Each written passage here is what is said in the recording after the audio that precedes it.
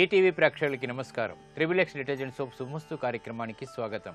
ఈనాడు శుభమస్తు కార్యక్రమంలోని గ్రహఫల మంచంలో గ్రహాల యొక్క స్థితిగతులు, వాటి యొక్క శుభాశుభ ఫలితాల గురించి పరిశీలిద్దాం.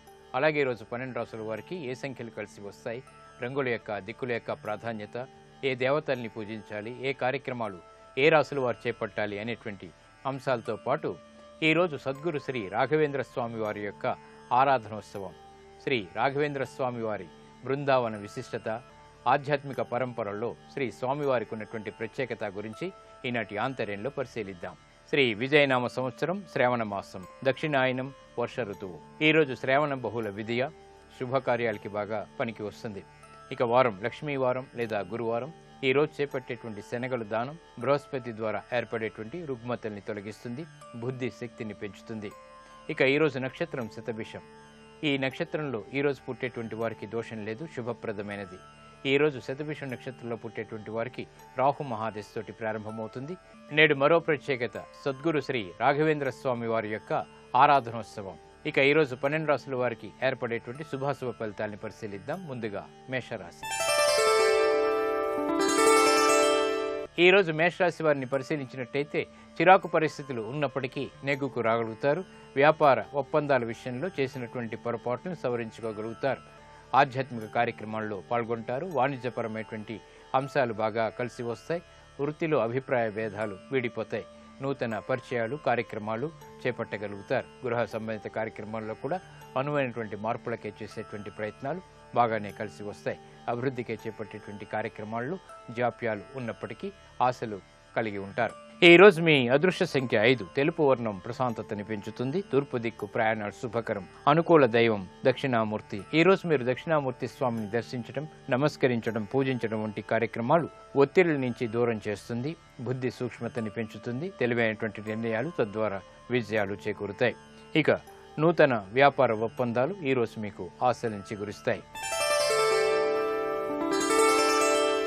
ఈరోజు వృషభ రాశి వారిని పరిశీలించినట్లయితే ఆదాయాన్ని పెంపొందింప చేసుకోగలుగుతారు. సంతోష వార్తలు గృహంలో చోటు చేసుకుంటాయి. నూతన కార్యక్రమాల్ని త్వరితగతిని ప్రారంభించగలుగుతారు. విద్యాపరమైనటువంటి వ్యవహారాల్లో కూడా ముందంజ వేయగలుగుతారు. నూతన కార్యక్రమాలు వృత్తిలో ఏర్పడతాయి. ఉద్యోగ సంహిత వ్యవహారాల్లో చేపట్టినటువంటి కార్యక్రమాలు సత్ఫలితాలని, విజయాల్ని తెచ్చిపెడతాయి. గృహ విషయాలు బాగా అనుకూలిస్తాయి. నూతన ఒప్పందాలు, నూతన వాహన కొనుగోళ్లు వంటివి యోగిస్తాయి.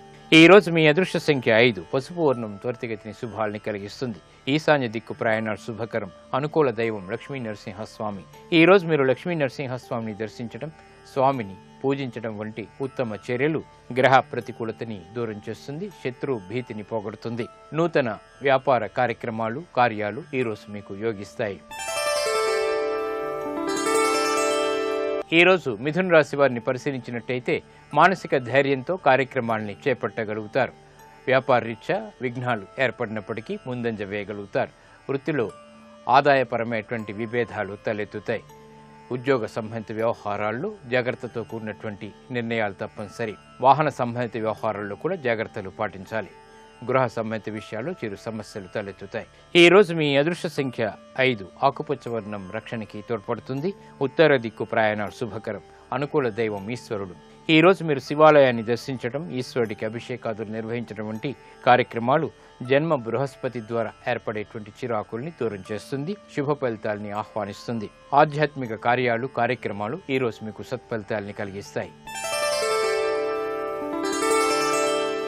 ఈరోజు కర్కాటక రాశి వారిని పరిశీలించినట్టయితే ఆరోగ్య విషయంలో జాగ్రత్తలు పాటించాలి. ఆదాయం కంటే వ్యయం ఎక్కువగా ఉంటుంది. మిత్రుల ద్వారా ఏర్పడినటువంటి సమాచారం ద్వారా ఆందోళనకర పరిస్థితులు ఏర్పడతాయి. వృత్తిపరమైనటువంటి వ్యవహారాల్లో జాగ్రత్తలు పాటించాలి. వ్యాపార దూకుడు నిర్ణయాలు పనికిరావు. విద్యాపరమైనటువంటి విషయాల్లో కూడా చిరు సమస్యలు ఎదురవుతాయి. ఈ రోజు మీ అదృష్ట సంఖ్య 2. పసుపు వర్ణం త్వరితగతిని శుభాల్ని కలిగిస్తుంది. ఈశాన్య దిక్కు ప్రయాణాలు శుభకరం. అనుకూల దైవం మహాకాళి. ఈ రోజు మీరు మహాకాళి అమ్మవారిని దర్శించడం, అమ్మవారికి కుంకుమార్చన నిర్వహించడం ద్వారా గ్రహ అతి ప్రతికూలత దూరమవుతుంది. శుభ పరిణామాల్ని ఆహ్వానించగలుగుతారు. విద్యా సంబంధిత నూతన ప్రయత్నాలు, విదేశీ ప్రయత్నాలు ఈ రోజు మీకు ఊరట కలిగిస్తాయి. ఈరోజు సింహరాశి వారిని పరిశీలించినట్టయితే పిల్లల విషయంలో జాగ్రత్తలు పాటించాలి. ఆదాయం పెరుగుతుంది. వ్యాపార నిమిత్తమే చేపట్టేటువంటి ఒప్పందాలు సత్ఫలితాన్ని కలిగిస్తాయి. వృత్తిపరమైనటువంటి వ్యవహారాల్లో ఆశించినటువంటి ప్రయోజనాలు దగ్గరవుతాయి. స్థిరాస్తి విషయాలు బాగా కలిసి వస్తాయి. నూతన వ్యవహారాల్లో తలదూర్చి ఆశించినటువంటి ప్రయోజనాల్ని వేగవంతంగా పొందగలుగుతారు. ఈ రోజు మీ అదృష్ట సంఖ్య 6. తెలుపు వర్ణం ప్రశాంతతని పెంచుతుంది. తూర్పు దిక్కు ప్రయాణాలు శుభకరం. అనుకూల దైవం ఆంజనేయ స్వామి. ఈ రోజు మీరు ఆంజనేయ స్వామిని దర్శించడం, స్వామిని తమలపాకులతో పూజించడం వంటి ఉత్తమ చర్యలు మనోధైర్యాన్ని పెంచుతాయి. విజయాల్ని ఆహ్వానించగలుగుతారు. నూతన స్థిరాస్తి విషయాలు బాగా కలిసి వస్తాయి. ఈ రోజు కన్యా రాశి వారిని పరిశీలించినట్లయితే శుభకార్యాల్లో పాల్గొంటారు. చేపట్టేటువంటి కార్యక్రమాలపై శ్రద్ధ పెరుగుతుంది. శారీరక శ్రమ అధికంగా ఉన్నప్పటికీ నూతన ఉత్సాహం కూడా సమాంతరంగా ఏర్పడుతుంది. వృత్తిపరమైనటువంటి వ్యాపారపరమైనటువంటి ఉద్యోగ సంబంధిత వ్యవహారాల్లో నూతన ప్రోత్సాహం లభిస్తుంది. గృహ విషయాల్లో కూడా ప్రాధాన్యతని సంతరించుకునేటువంటి అవకాశాలు దగ్గరవుతాయి. ఈ రోజు మీ అదృష్ట సంఖ్య 3. ఎరుపు వర్ణం ధైర్యాన్ని కలిగిస్తుంది. ఉత్తర దిక్కు ప్రయాణాలు శుభకరం. అనుకూల దైవం సుబ్రహ్మణ్య స్వామి. ఈ రోజు మీరు సుబ్రహ్మణ్య స్వామిని దర్శించడం, స్వామికి అభిషేకాదులతో పూజించడం వంటి కార్యక్రమాలు ధైర్య సాహసాలతో కూడినటువంటి నిర్ణయాల ద్వారా విజయాలను తెచ్చిపెడతాయి. నూతన ఒప్పందాలు ఈ రోజు మీకు లాభిస్తాయి. ఈ రోజు తులారాశి వారిని పరిశీలించినట్టయితే ఉద్యోగ ప్రయత్నాలు ఫలిస్తాయి. అభివృద్ధికే చేపట్టేటువంటి కార్యక్రమాల్లో ప్రోత్సాహం లభిస్తుంది. ఆదాయాన్ని పెంపొందింప చేసుకునేటువంటి అవకాశాలకే అన్వేషణ కొనసాగుతుంది. నూతన ప్రయోగాలు ఫలిస్తాయి. వృత్తిపరమైనటువంటి వ్యవహారాల్లో క్లిష్ట పరిస్థితుల నుంచి బయటికి రావడానికి చేసేటువంటి ప్రయత్నాల్లో ఆశలు చిగురిస్తాయి. గృహ విషయాలు అనుకూలిస్తాయి. ప్రయాణాలు సానుకూలం. ఈ రోజు మీ అదృష్ట సంఖ్య 2. తెలుపు వర్ణం ప్రశాంతతని పెంచుతుంది. తూర్పు దిక్కు ప్రయాణాలు శుభకరం. అనుకూల దైవం మహాగణపతి. ఈ రోజు మీరు మహాగణపతిని దర్శించడం, స్వామిని అభిషేకించడం వంటి ఉత్తమ చర్యలు విఘ్నాల్ని దూరం చేసి విజయాల్ని దగ్గర చేస్తుంది. ముఖ్యంగా జన్మశని ద్వారా ఏర్పడేటువంటి జాప్యాల్ని దూరం చేస్తుంది. పెట్టుబడులు ఈ రోజు మీకు రాణిస్తాయి. ఈ రోజు వృశ్చిక రాశి వారిని పరిశీలించినట్టయితే ఇతరులు చేసినటువంటి తప్పులకి బాధ్యత వహించాల్సినటువంటి సంఘటనలు చోటు చేసుకుంటాయి. కాబట్టి జాగ్రత్త వహించాలి. అవమానకర సంఘటనల్ని ఎదిరించగలుగుతారు. వృత్తిపరమైనటువంటి వ్యాపారపరమైనటువంటి వ్యవహారాల్లో పొరపాట్లు దొరికేటువంటి సంఘటనలు చోటు చేసుకుంటాయి. నూతన కార్యక్రమాల్లో కూడా విఘ్నాల్ని చవిచూస్తారు. గృహ సంబంధిత కార్యక్రమాలు సామాన్యం. ఈ రోజు మీ అదృష్ట సంఖ్య 1. ఎరుపు వర్ణం ధైర్యాన్ని కలిగిస్తుంది. తూర్పు దిక్కు ప్రయాణాలు శుభకరం. అనుకూల దైవం ఈశ్వరుడు. ఈ రోజు మీరు శివాలయాన్ని దర్శించడం, ఈశ్వరుడికి అభిషేకాదులు నిర్వహించడం వంటి కార్యక్రమాలు అష్టమ బృహస్పతి ద్వారా ఏర్పడేటువంటి అవమానకర సంఘటనల్ని దూరం చేస్తుంది. విజయాల్ని ఆహ్వానిస్తుంది. రుణ ప్రయత్నాలు ఈ రోజు మీకు లాభిస్తాయి.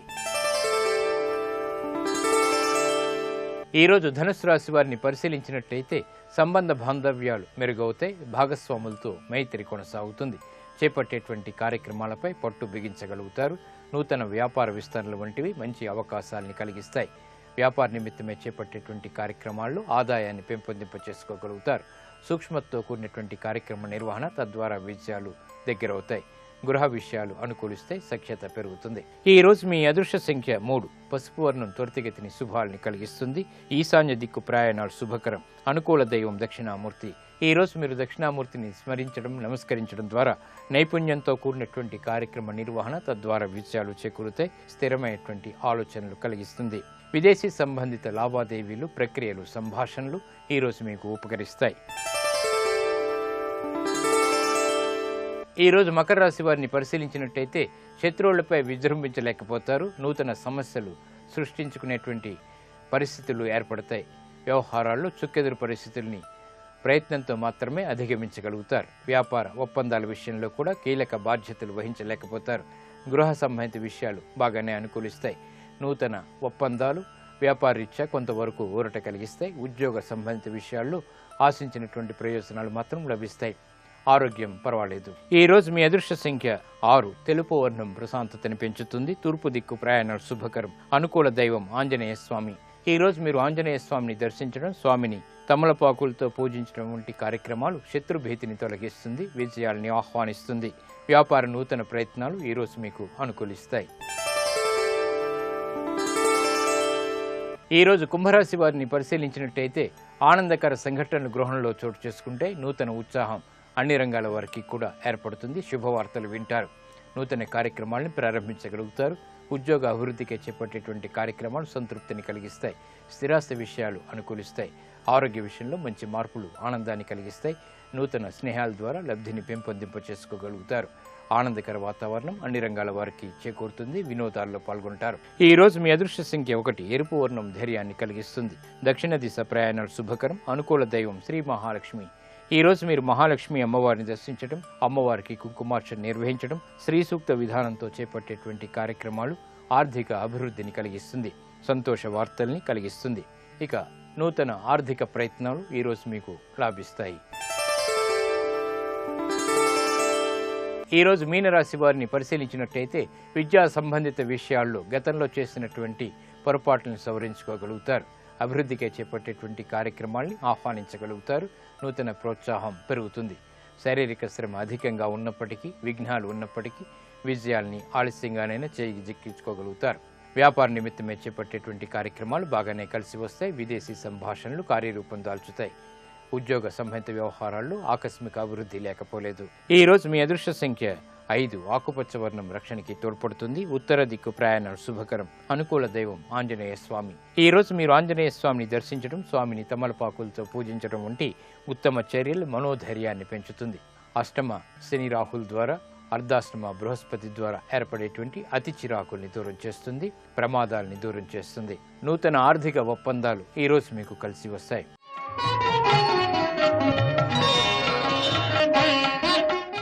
నేడు సద్గురు శ్రీ రాఘవేంద్ర స్వామి వారి యొక్క ఆరాధనోత్సవం. రాఘవేంద్ర బృందావనానికి చాలా ప్రత్యేకత ఉంది. అలాగే ఆధ్యాత్మిక పరంపరలో శ్రీ రాఘవేంద్ర స్వామికి ఒక ప్రత్యేక స్థానం ఉంది. అది ఏమిటో పరిశీలిద్దాం. శ్రీ రాఘవేంద్ర స్వామి మంత్రాలయ గురువు. అందుకే భక్తులు ఆయన్ను గురు రాఘవేంద్రులు అని, గురు సార్వభౌములు అని వ్యవహరిస్తారు. ఆయన గురుదేవుడు. అలసి ఆశ్రయించిన వాళ్లకు చక్కటి నీడనిచ్చేటువంటి కల్పవృక్షం. ఆర్జించిన వాళ్లకు దివ్యమైనటువంటి ఆధ్యాత్మిక క్షీరం అందించేటువంటి కామధేనువు. తన ఉనికితో, మహిమతో భక్తుల్ని మంత్రముగ్ధుల్ని చేసే ఆ మంత్రాలయ మహాప్రభు ఆలయంలో అర్చామూర్తిగా, ప్రతిమగా లేడు. బృందావన రూపంలో గోచరిస్తున్నారు. బృందావన అంతర్యామిగా అలరారుతూ దర్శనం అనుగ్రహిస్తున్నారు. మన దేశంలో సిద్ధి పొందిన మహాయోగుల స్మారకాలుగా ఎన్నో బృందావనాలున్నాయి. వాటిలో లేని ఒక ప్రత్యేకత రాఘవేంద్ర బృందావనంలో ఉంది. రూపకల్పనలోనూ నిర్మాణంలోనూ ఉన్నటువంటి ప్రత్యేకత అది.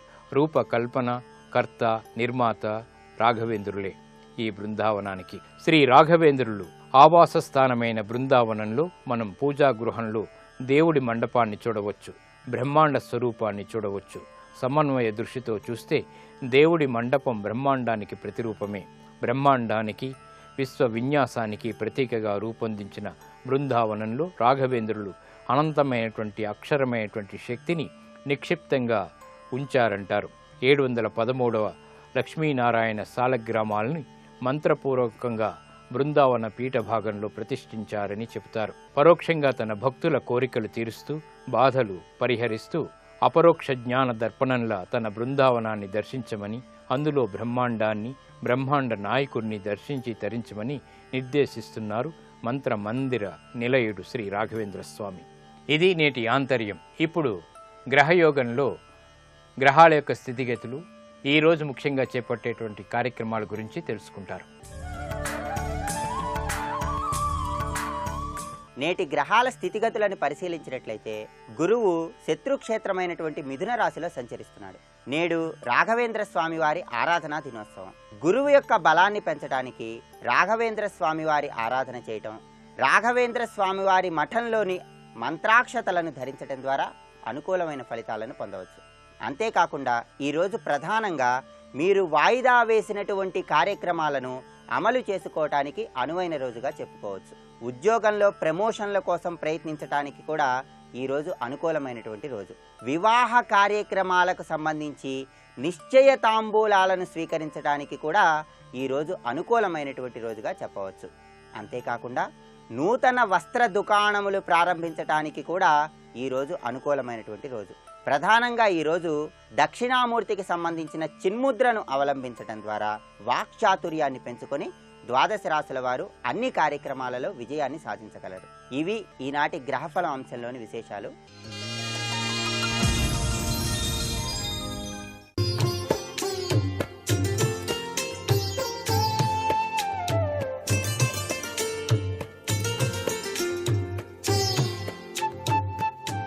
త్రిబుల్-ఎక్స్ డిటర్జెంట్ సోప్ శుభమస్తు కార్యక్రమంలో గృహబలం అంశానికి స్వాగతం.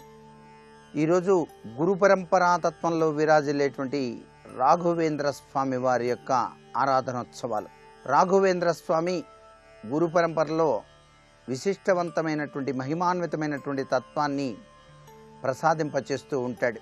ఆ రాఘవేంద్ర స్వామి వారి అక్షతలను ఎవరైతే తమ దగ్గర ఉంచుకుంటారో వారికి సర్వాభీష్టాలు కూడా సిద్ధిస్తాయి.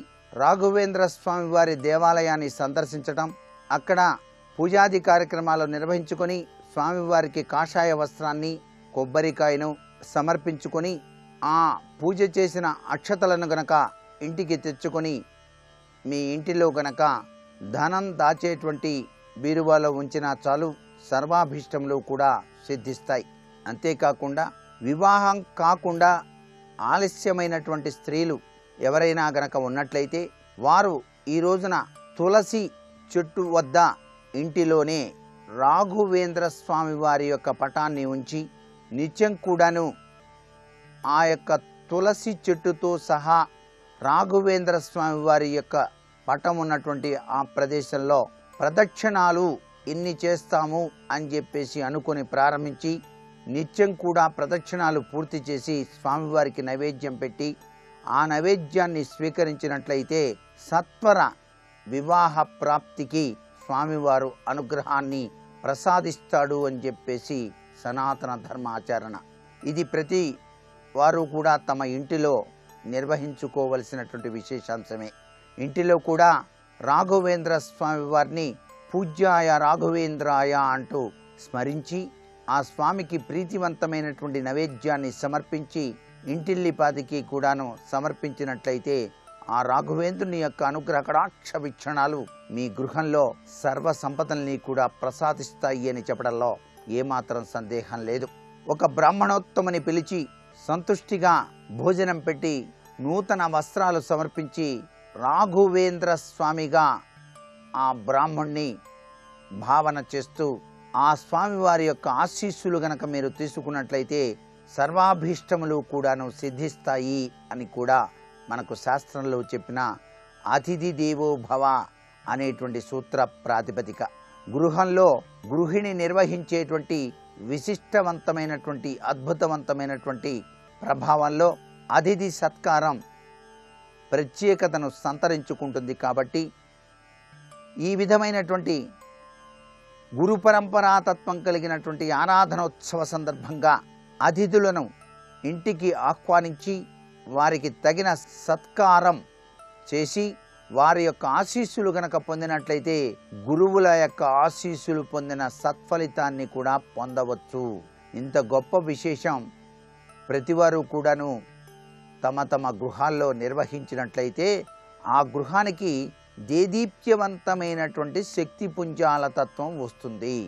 వాస్తులో ఉన్నటువంటి వాస్తవాల్ని గనక మనం చక్కగా గనక అధ్యయనం చేసినట్లయితే ఇల్లు నిర్మించే సందర్భంలో ఎవరైనా సరే 4 వైపులా కూడాను ఖాళీ జాగా ఉండేటట్టుగా ఏ దిక్కున ఎంతెంత స్థలం వదలాలో శాస్త్రరీత్యా గ్రహించి అటువంటి స్థలాన్ని మాత్రమే గ్రహించినట్లయితే చాలా చక్కటి సత్ఫలితాన్ని పొందడానికి ఆస్కారం ఉంటుంది. సాధ్యమైనంత వరకు వాహనాల రద్దీ తక్కువగా ఉండేటువంటి చోట కర్మాగారాలకు దూరంగా భూమి మీద గృహ నిర్మాణం శ్రేయోదాయకం అని చెప్పేసి శాస్త్రం.